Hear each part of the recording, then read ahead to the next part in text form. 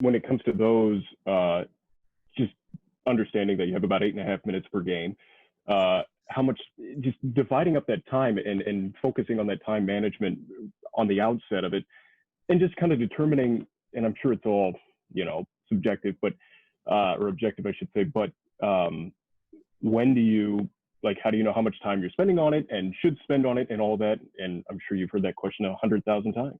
Sure, I have, but it's no less relevant despite that. And a couple things I'll say. One is that you have an average of 8:45 per game, but that's an average that you're imposing on yourself, and you don't necessarily need to. You have 35 minutes for 4 games. How you choose to allocate that is totally up to you.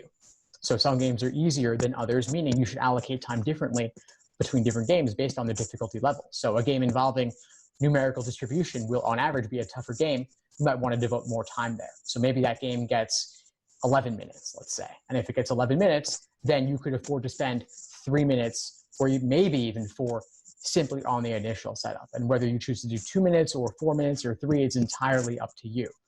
Part of it's also personal preference. Some people like to do a ton of work up front, and then they'll see that as paving the way to make the questions a breeze. Others may not see as much up front, and in some games, there may not even be as much to do up front. And in those cases, you'll do less work up front and more work over the course of the game. Okay. So like so many things, it depends, it varies. But those are a few general frameworks. Thanks for tuning into the show. Please subscribe if you haven't done so already to be notified of new episodes as I release them. And feel free to reach out if you need anything at all as you move forward with your prep. I'm happy to help however I can. In the meantime, I wish you all the best and take care.